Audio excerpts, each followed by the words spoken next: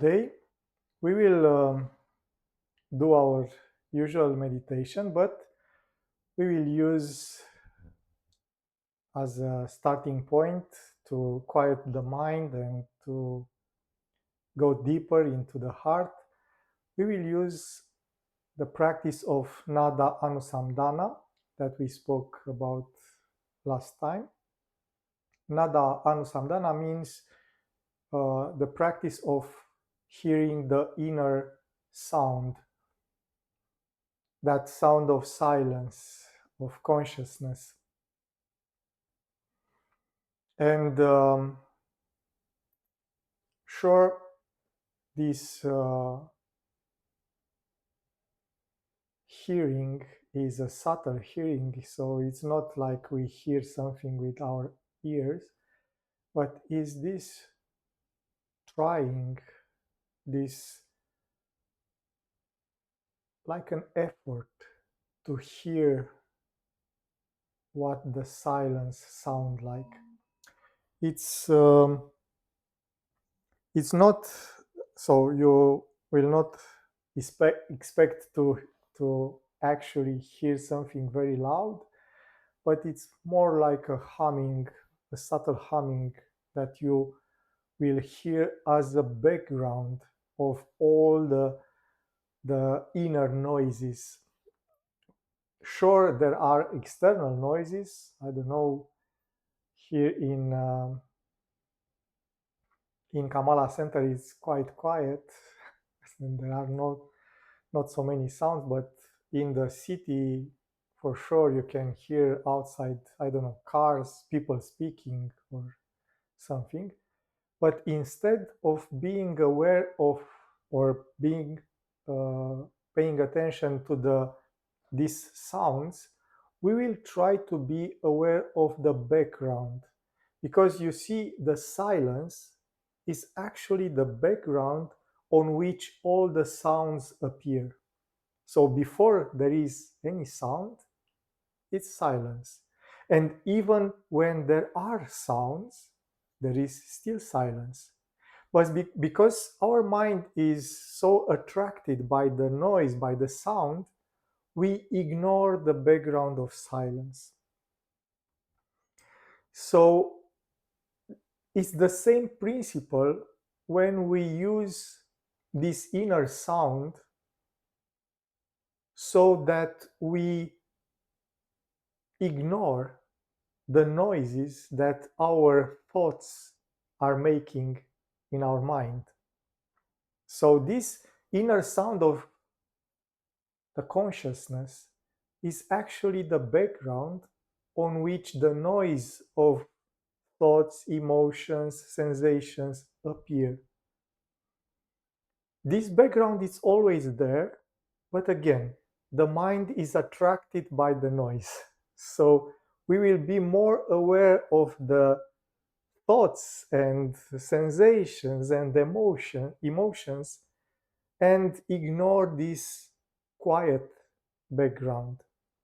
So practically, when we try to do this nada anusandhana, this hearing, this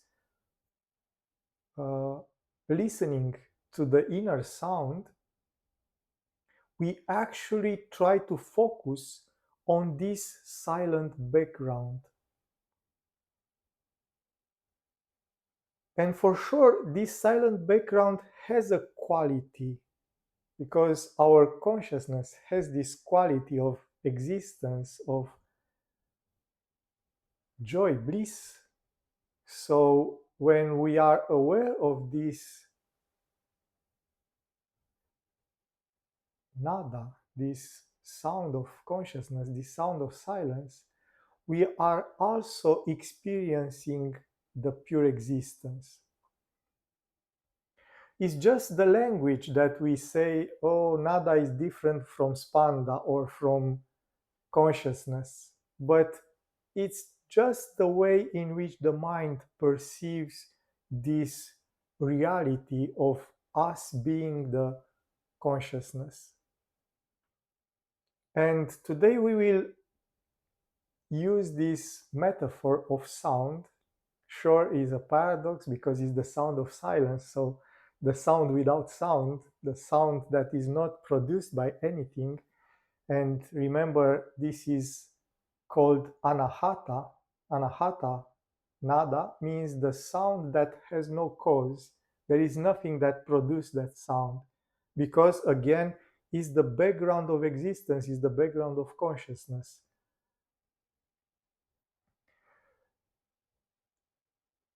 And it's a bit like visual illusion. You know the visual illusions. If you look at a drawing that is an illusion, you can see something or you can see something else, but you cannot see both of them in the same time. So for the mind is this problem. The mind cannot see, uh, can see only one thing at the time.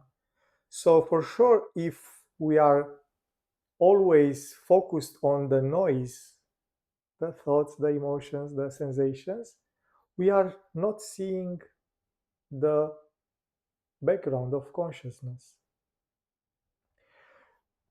So our meditation, and usually any kind of meditation, is a change in which we try to perceive the background instead of the foreground of these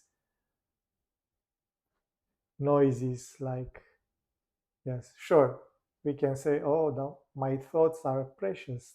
They are not noises, they are music or something. But from the point of view of this profound consciousness, they are like noises because they disturb the silence.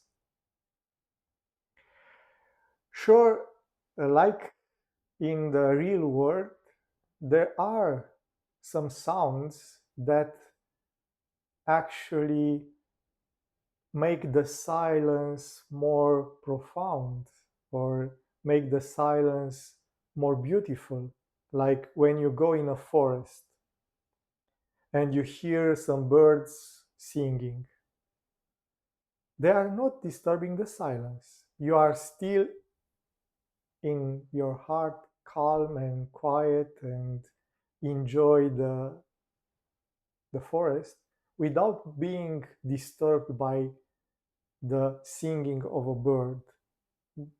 Actually, sometimes the singing make the silence more profound, the singing of the bird. So in the same way, there are thoughts that help us to be more aware of this silence. So who am I is this kind of thought if we hear it like a bird song, yes, like something that help us to direct our awareness towards the silence. So I want to be aware that not all the thoughts are disturbing noises. Some thoughts are actually helping. Yes, I am Shiva, I am consciousness and bliss. All these help us to focus on this conscious that is the background, that is the nada. Sure, if I think I want some cake, then that is a noise, yes. Or I don't know, any other kind of thought.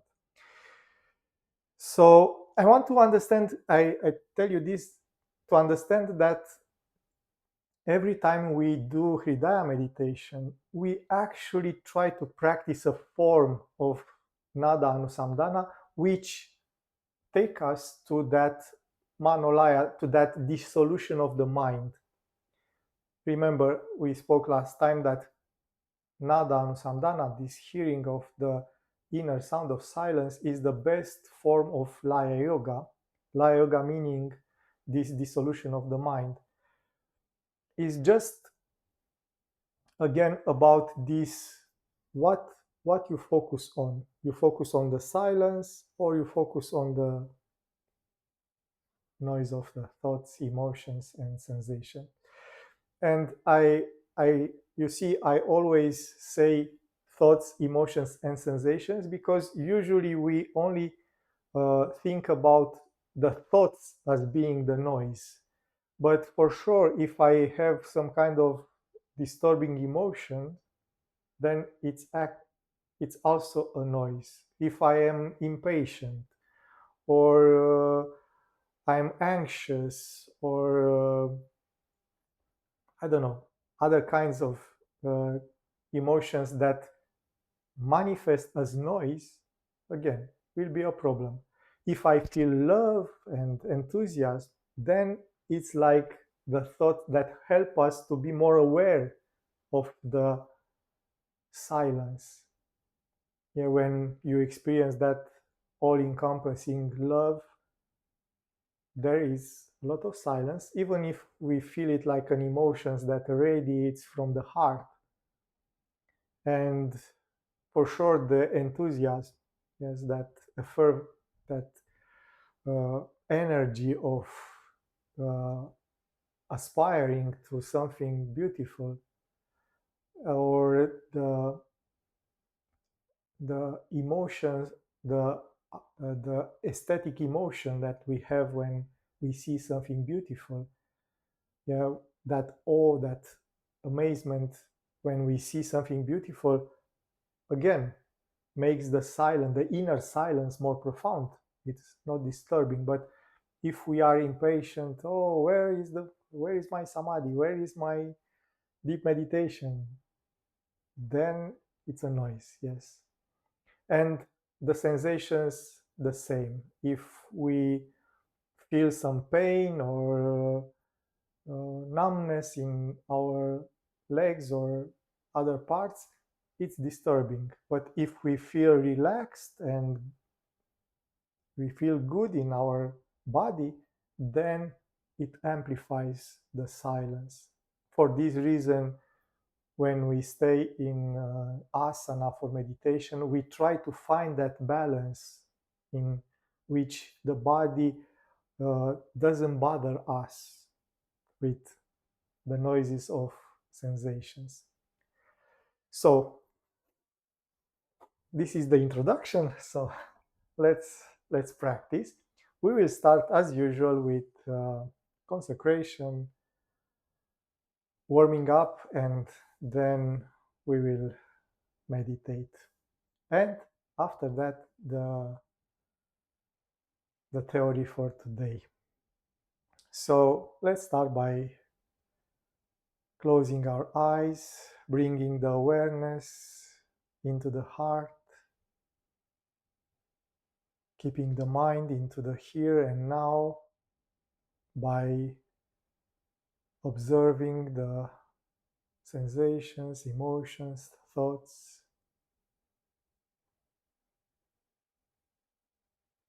We center ourselves in the middle of the chest, a little to the right, that place that we point to when we say I.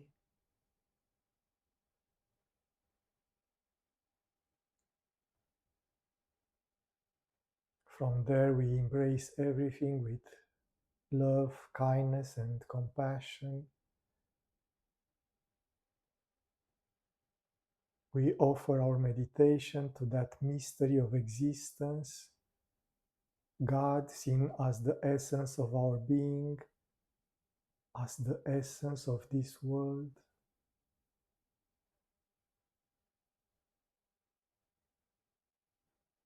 We offer the fruits of this meditation for the benefit of all sentient beings.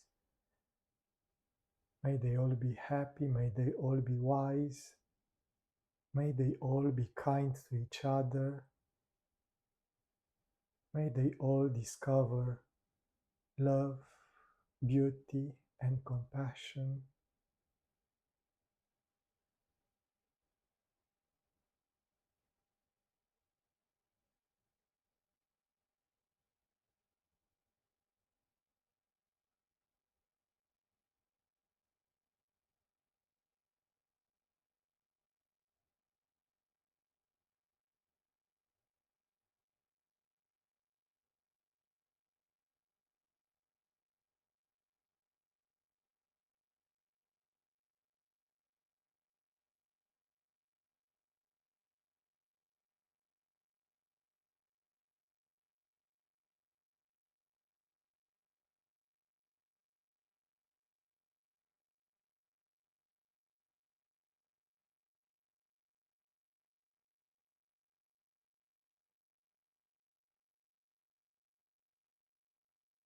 Now we start our warming exercises by rotating the head. We let the chin down into the chest and rotate the head to the right slowly with awareness.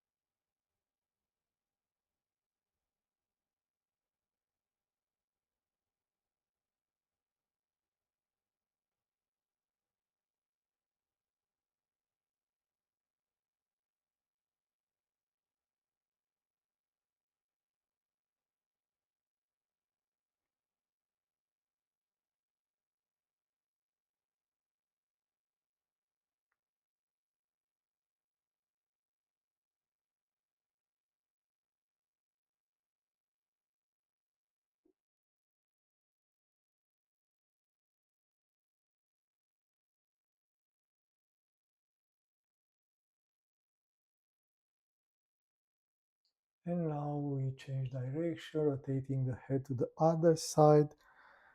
Again, slowly with awareness.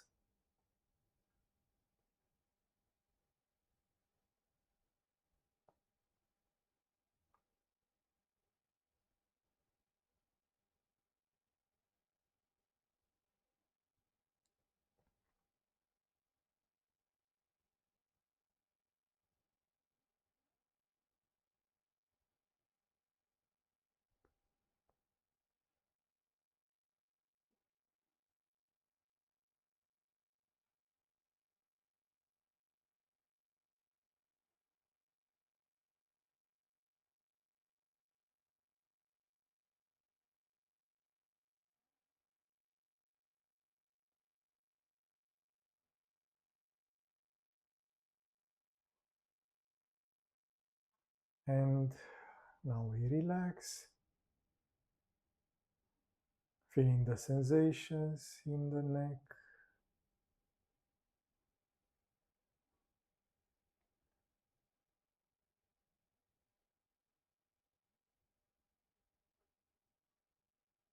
We continue with the rotation of the shoulders up to the back, opening the chest, bringing together the shoulder blades, then down to the front.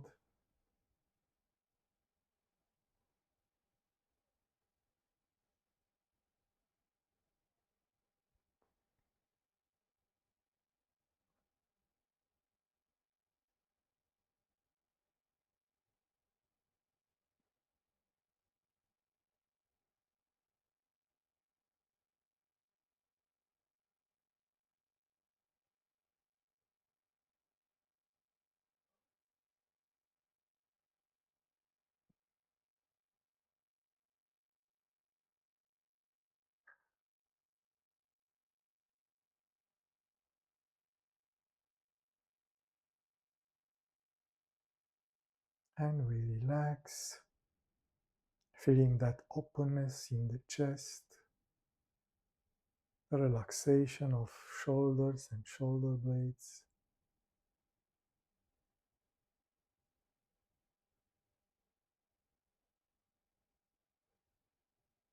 We continue now with the stretching of the back. We clasp our hands to the back, and when we exhale, we bend forward, pushing the hands to the front. Then we inhale and get back.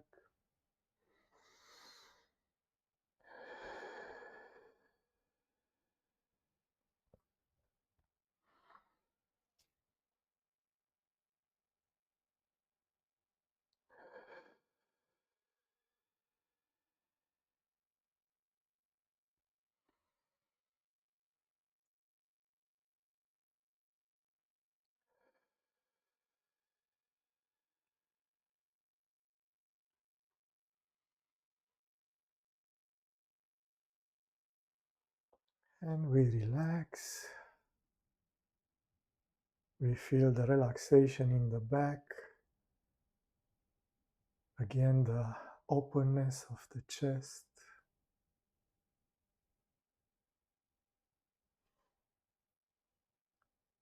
And we continue now with the stretching to the side. Inhale, raise your arm. Exhale, stretch to the side. Then inhale, raise the other arm. Exhale, stretch to the other side.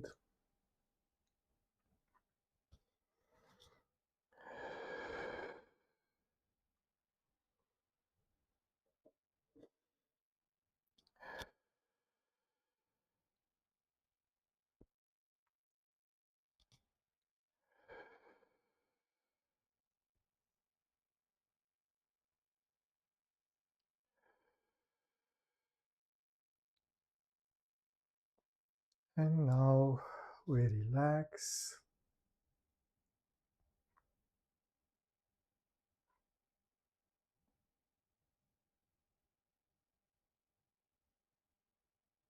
And we continue with the stretching of the spine, clasping our hands with the palms up.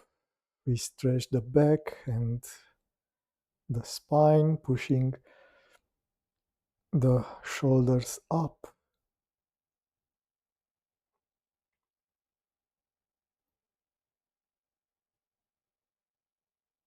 And we come back.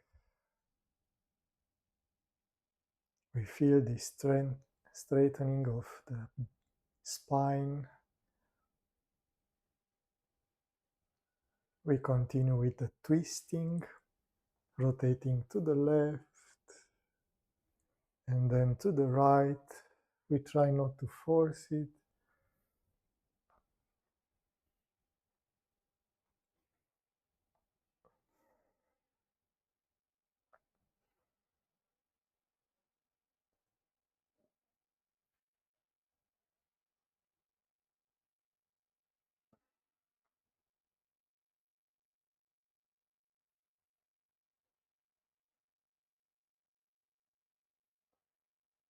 And we relax.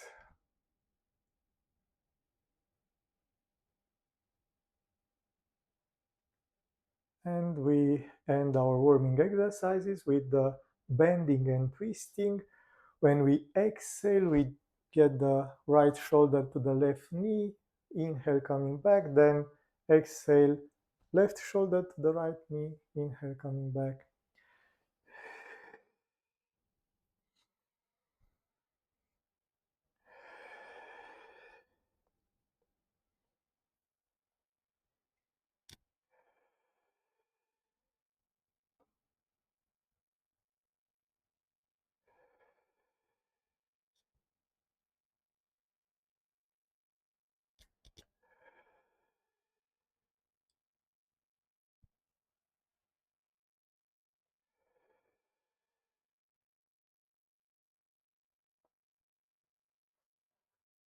And now we are ready to meditate.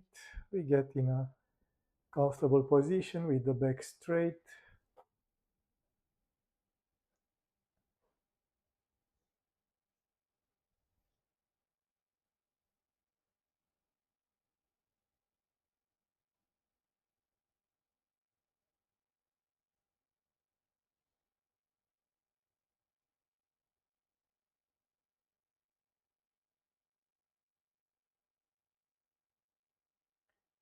We find that inner balance between the firmness of the pose and relaxation so that we can remain still for a long period of time, transforming the stillness of the body into the stillness of the mind.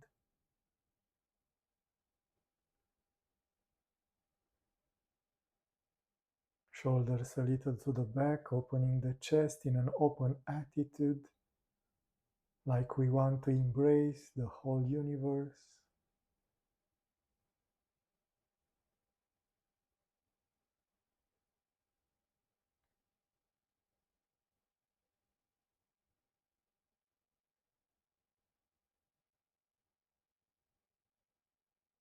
We feel the verticality of the spine becoming a spiritual verticality as well.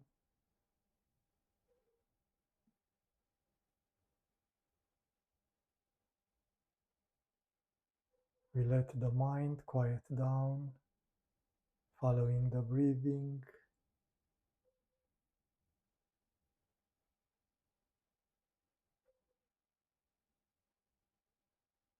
And we will start now the process of Nada Anusandhanam, listening to the inner sound of silence, trying to be aware of this background of quietness, of silence, on which thoughts, emotions, sensations appear, remain for a while, and then disappear, and we continue to exist.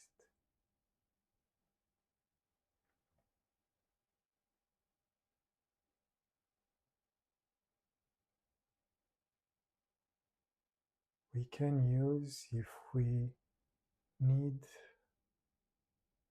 a mantra.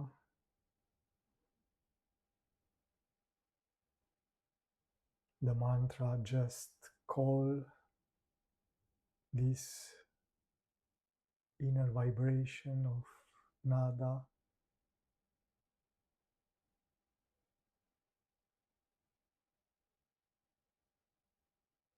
and we let the mind dissolve into the silence, into this anahata nada, this sound without cause, the sound of consciousness, the sound of silence.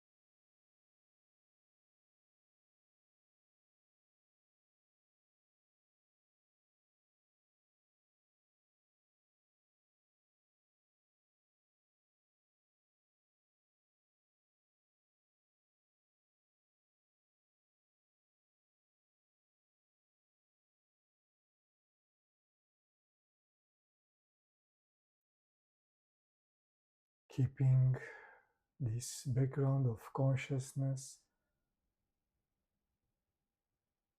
this vibration of the silence. Slowly we open our eyes.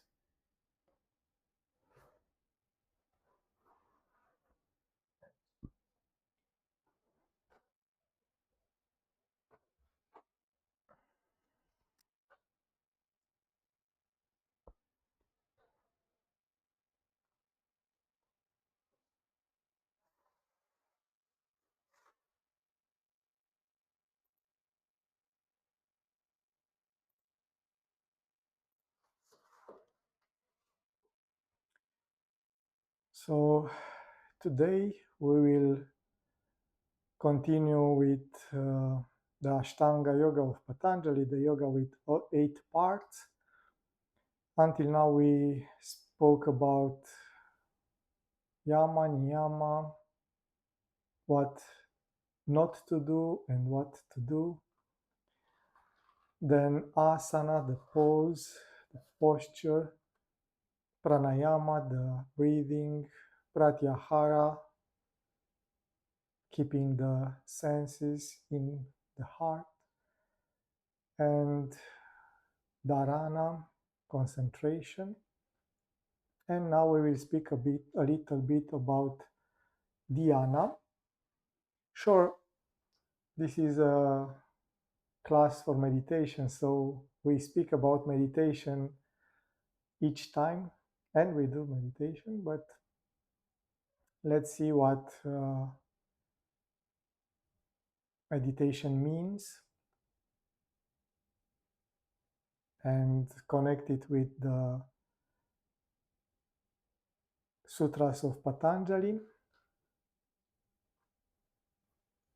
Sure, first of all, meditation means that we experience a different state of consciousness than the usual state of consciousness, in which the mind is quiet. It's not moving, not doing that circular movement of vritti. And because of this, we can see beyond the mind the reality of the existence. Sure, now because of Buddhism and all this mindfulness, meditation is more like I want to relax, or I want to get rid of stress and all this. A lot of practices that are called meditation are just visualization of, I don't know, sitting on a beach, listening to the waves. Also, a lot of practices of meditation practices are without the spiritual background. They are seen just as methods to control the mind or relax, and without this aspiration of the knowledge. For sure, if you practice meditation enough, if you stay in silence with the mind calm enough, you will get in touch with the spirituality. It's unavoidable because you are closer to the heart, to the consciousness, and even if you don't want to, you will start to see that the world is not only what the senses are presenting. In the Yoga Sutras, for sure, Patanjali explains meditation as the moment in which the mind flows towards the object that we choose to concentrate, meditate upon. Meditation is described in the 3rd chapter and is described together with concentration and samadhi. They are described very short in each of them in one sutra.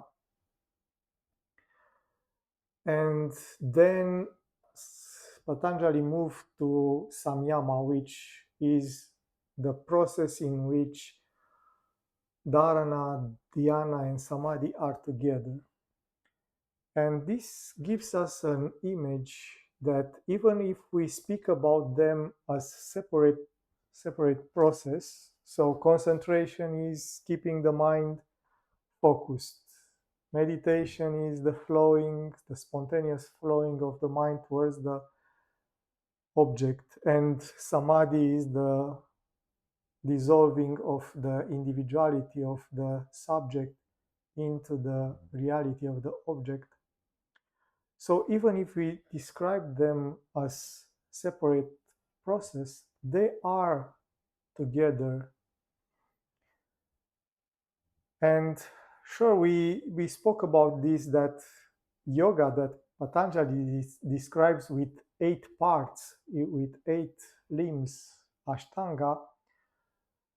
Even if we evolve in the practice from the yamas and the niyamas towards meditation, when you are in yoga, when you are really practicing yoga, all these are together present. So if you are in a state of yoga, then you are practicing yama, you are practicing niyama, and you are doing an asana, you are doing a pranayama, and so on and so forth. Actually, Abhinavagupta has a hymn, a poem, in which he says, for the real yogi, every way he sits is an asana, every word he speaks is a mantra. So life itself is the yoga when you reach that level.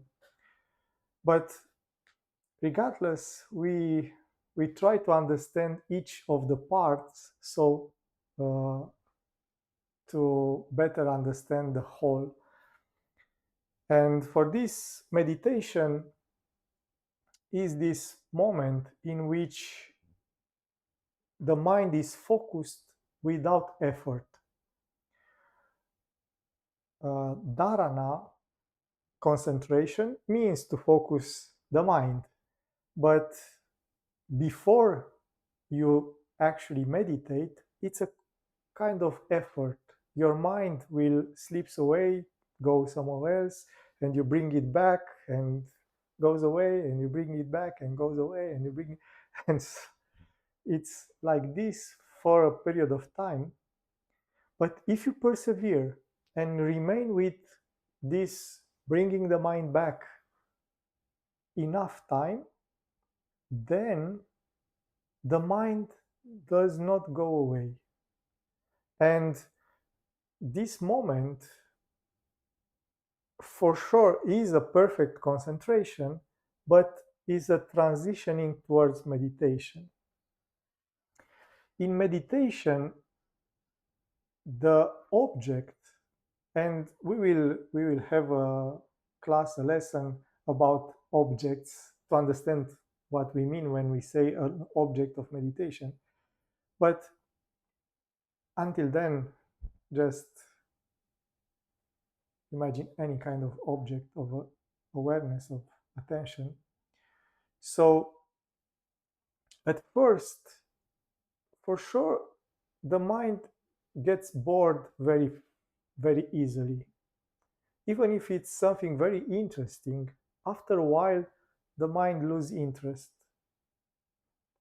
And for this reason, the mind goes away, goes to someplace else. So when we do Hridaya meditation, for sure, we ask ourselves, who am I? And we try to experience that I am feeling. But if the mind is not satisfied or doesn't get something different to keep its interest, you'll get bored and you will create a story to keep the mind entertained and lose sight of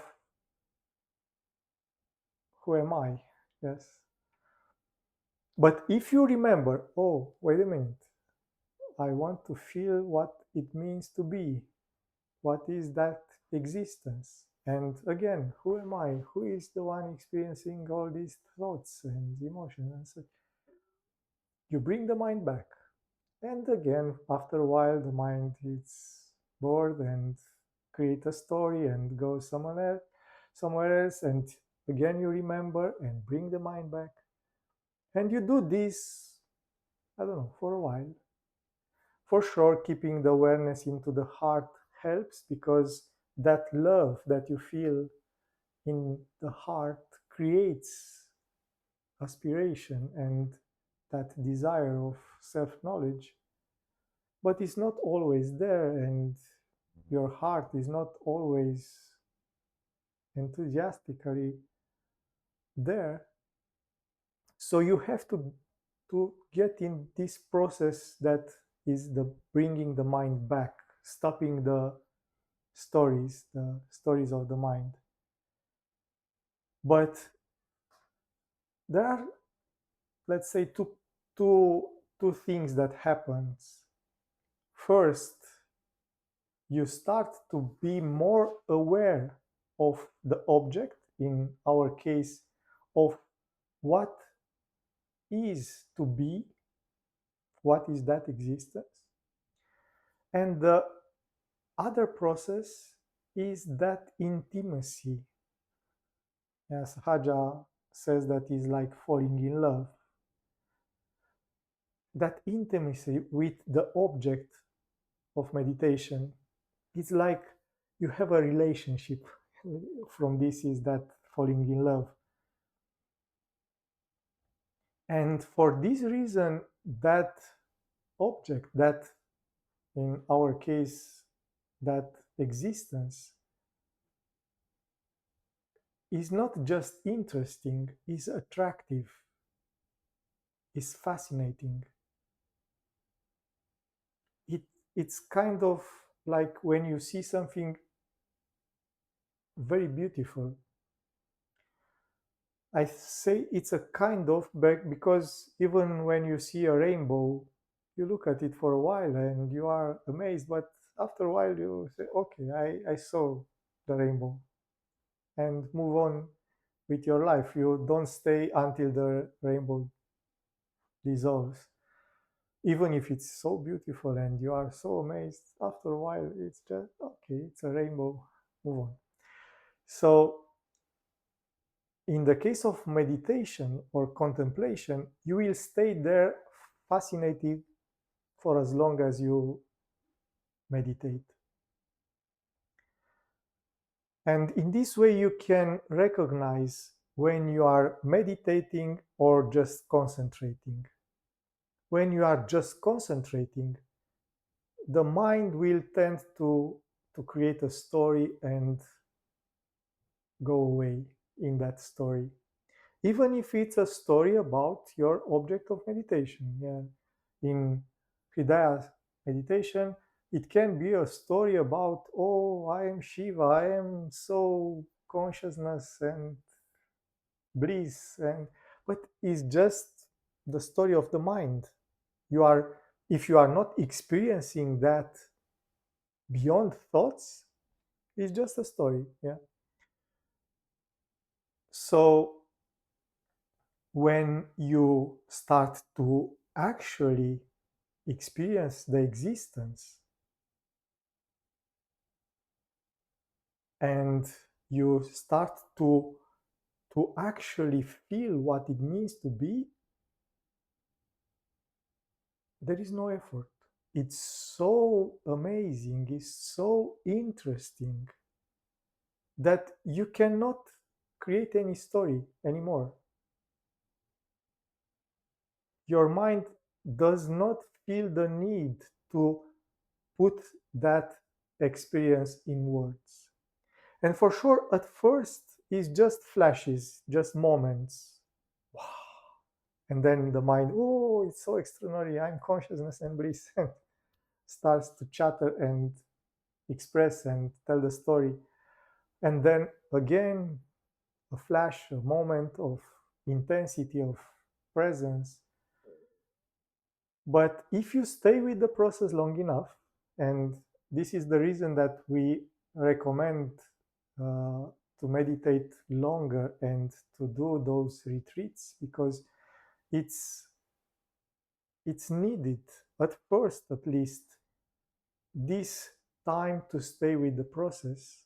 Then you enter in this meditative state in which the existence in Hridaya meditation, the existence is so powerful, it's so intense that you cannot think,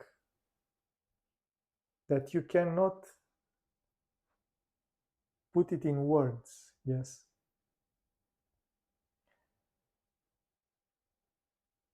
And imagine how it is samadhi.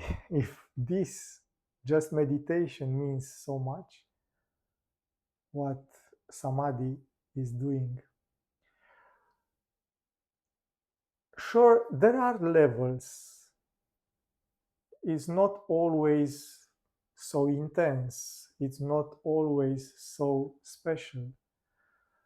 But the difference between concentration and meditation becomes very obvious when this effort to keep the mind focused disappear.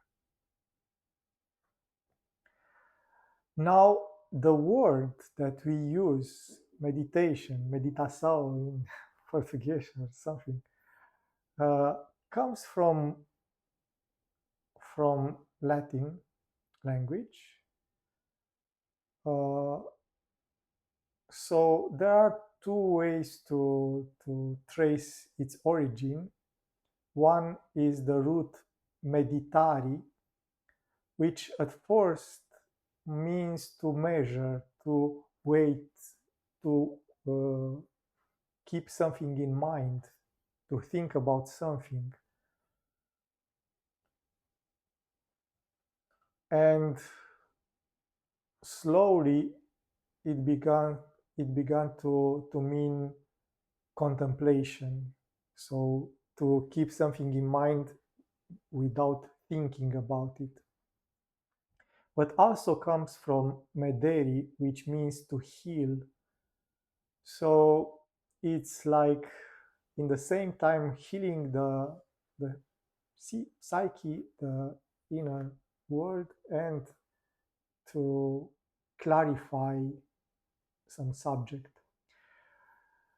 And a long period of time, meditatio, which is the Latin word, was just meaning this, thinking of something again and again to understand it better. It changed and began to be used as the process that we know when we start to find out about the practices that come from the East, from Asia, from India and Tibet and such. The word that is used usually for meditation is dhyana, that has as an origin, again, the same contemplation, meditation, or just to think. But it's not the only word that it's used to describe meditation. For sure, in Yoga Sutras of Patanjali, he used mostly dhyana, but also used bhavana, a word that I told you a lot about. That bhavana also is a form of meditation. And actually, in Sanskrit, there are a lot of ways to describe this process. If we think about it, even yoga is a form of meditation, because you see, yoga means that you have all these parts that are describing this inner process of knowledge. And for this reason, it's very difficult to uh, separate the meaning of the world from the actual experience. Because you see, when you say, oh, now I will meditate, you actually don't know if you will reach that experience of meditation that I just told you about. You will sit and you will follow some uh, practices, some techniques, and you say, this is meditation. But we speak about the practice, the technique, the technology of meditation, and the experience. And for us, in our mind, is like, if I do the practice, I will obtain the experience. But I think you already saw that is not like that, is not so simple, because we are not a mechanism, we are not like a robot. If we do this, will result this.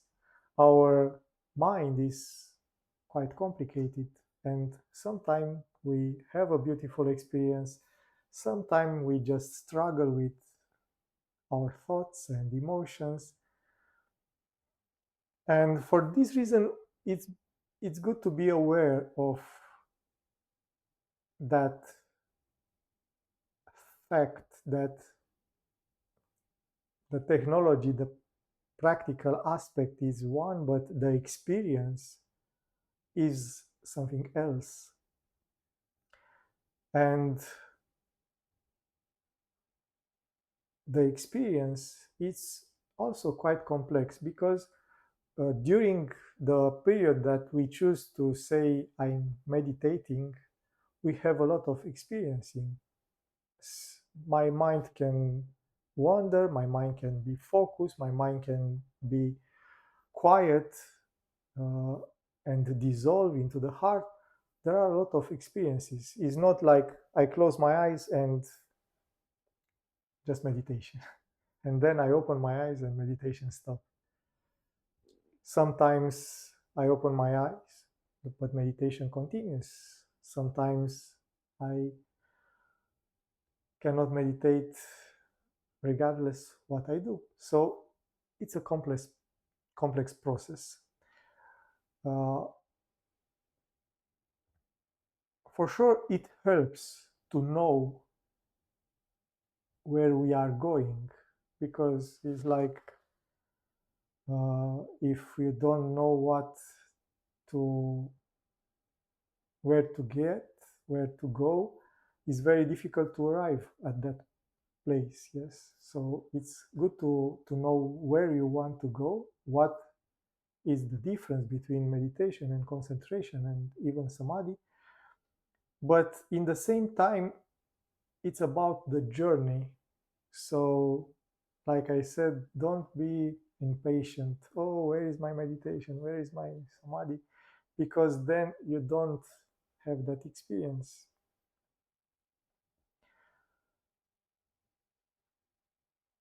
Usually, when I speak about meditation, I refer to the definition of yoga that Patanjali gives. So, even if he says yoga is the cessation of the vrittis, then the seer will know his true nature. I think that is the best definition of uh, meditation. Meditation as a practice, not as the experience. The experience that Patanjali speaks in those words is actually samadhi. So the yoga that he speaks about is about the samadhi, or let's say all the 8 parts together. But from the point of view of what we understand by meditating, that is the best definition. Quiet the mind, then you will see what is beyond, who you really are.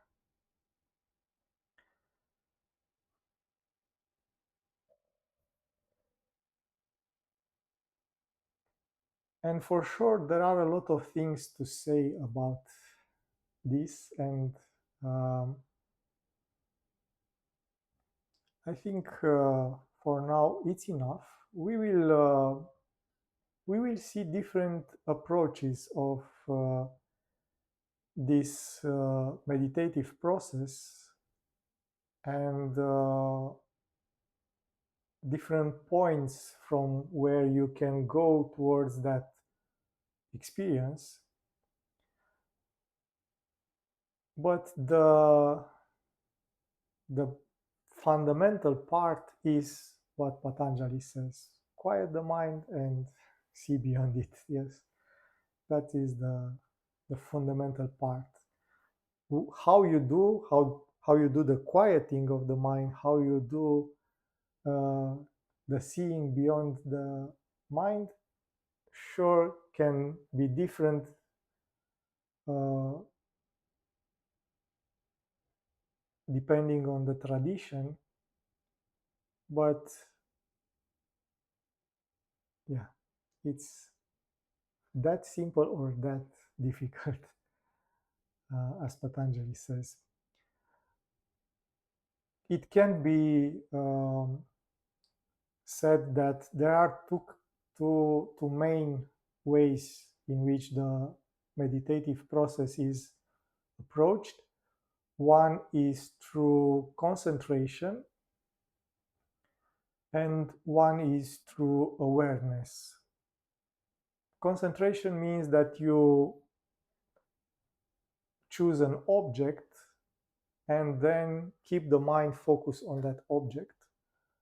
And again, we will speak about objects, and you will understand when in a yoga text or a meditation text is spoke about objects, is not like, I don't know, this mouse or something. It's about something spiritual.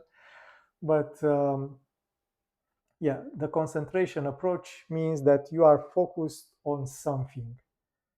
The awareness approach is in its way more about I don't know, like mindfulness. You are aware of everything that appears in your consciousness without judging, without creating a story. Just be present and aware. Sure, these two kinds of meditation are not separated, because you see in Hridaya we actually use both, because we use our awareness to get back to who am I, which who am I is a kind of concentration, but without awareness doesn't work very well. So they are not that separated. But there are these two main traditions, one using mostly concentration, one using mostly awareness, presence. And depending of the mind, one works better, one works slower. Both are good, but for each uh, its own. So if you have questions,